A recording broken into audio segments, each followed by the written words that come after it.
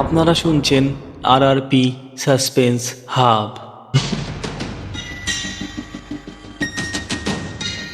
সব গল্প কাগজে লেখা হয় না, কিছু গল্প আমাদের জীবনেই লেখা থাকে। সেগুলি লেখককে খুঁজে বেড়ায় না, খুঁজে নেয় আপনাকে, আমাকে, আমাদের সবাইকে। এই গল্পগুলি জন্ম নেয় বাস্তবতার আধারে, যেখানে সত্য সবচেয়ে ভয়ঙ্কর। আপনি কি প্রস্তুত সেই গল্পের মুখোমুখি হতে?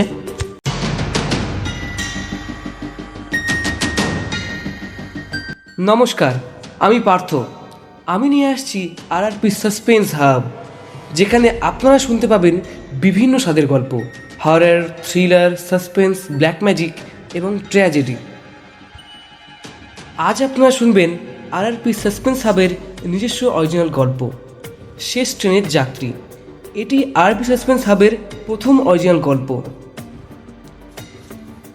এই গল্পের স্থান, কাল, সময়, চরিত্র সব কিছু কাল্পনিক। এর সাথে বাস্তবের কোনো মিল নেই। যদি মিল থেকেও থাকে তবে তা সম্পূর্ণই কাকতালীয়। সুরেশের চরিত্রে রাজু মণ্ডল, দাদুর চরিত্রে রাহুল সাহা এবং কথকের চরিত্রে আমি পার্থ। শুরু হচ্ছে শেষ ট্রেনের যাত্রী।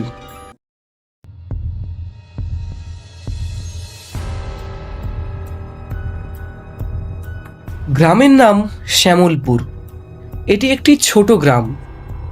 কিছু বছর আগে এ গ্রামে বিপুল সংখ্যক মানুষের বসবাস ছিল, কিন্তু কোনো একটা ঘটনার কারণে ধীরে ধীরে শ্যামলপুরের মানুষেরা অন্যত্র চলে যায়।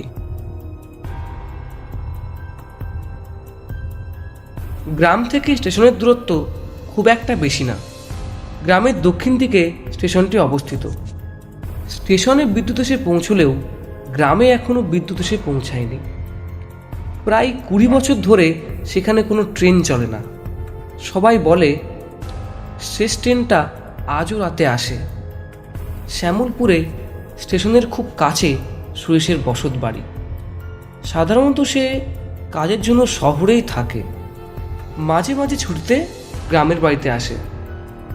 সুরেশের গ্রামে আসার কিছুদিন পর এক রাতে তার দাদু বলল, রাত 12টার পর ভুলেও রেল লাইনের ধারে যাস না।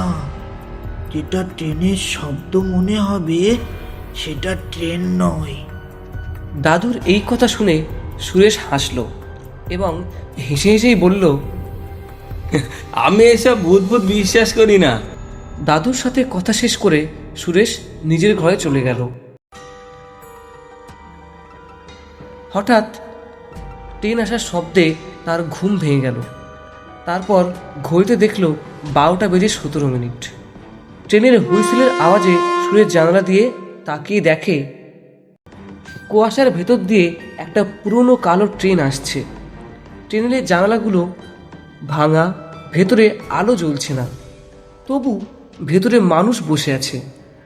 তাদের সবাই চুপচাপ, মুখগুলো কেমন যেন ফ্যাকাশে রক্তশূন্য।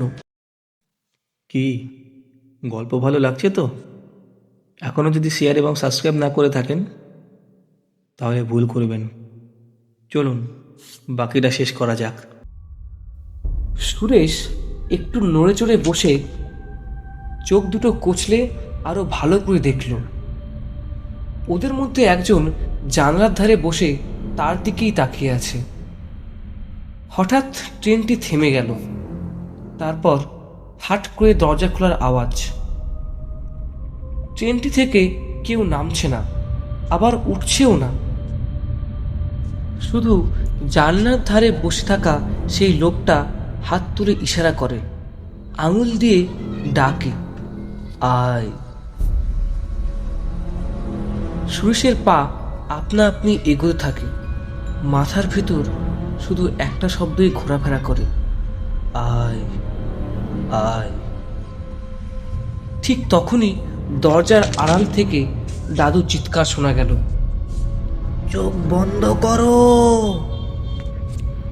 সুরেশ চোখ বন্ধ করতেই চারিদিক নিস্তব্ধ। কোনো ট্রেন নেই, কোনো শব্দও নেই। পরদিন দাদু বলে, ওরা সবাই শেষ ট্রেনের যাত্রী ছিল। যারা কৌতূহলী হয়ে উঠেছিল তারা আর ফেরেনি। সুরেশ জিজ্ঞেস করলো, কাল যে লোকটা আমাকে ডাকছিল সে কে? দাদু ধীরে বলল, সে তো তোর চেহারার মতোই ছিল। সুরেশ আয়নার দিকে তাকায়।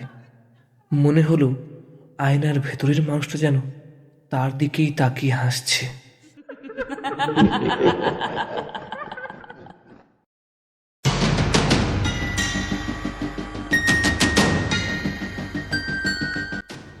আজ এইটুকুই। আপনারা শুনলেন RRP সাসপেন্স হাবের অরিজিনাল গল্প শেষ ট্রেনের যাত্রী। গল্পটা ভালো লেগে থাকলে সাবস্ক্রাইব এবং শেয়ার করতে ভুলবেন না। আজকের মতো বিদায় দিন। আমরা আবার ফিরব পরের সপ্তাহে আপনার জন্য একটি সম্পূর্ণ নতুন গল্প নিয়ে। ভালো থাকবেন, সুস্থ থাকবেন এবং শুনতে ভুলবেন না RRP সাসপেন্স হাব।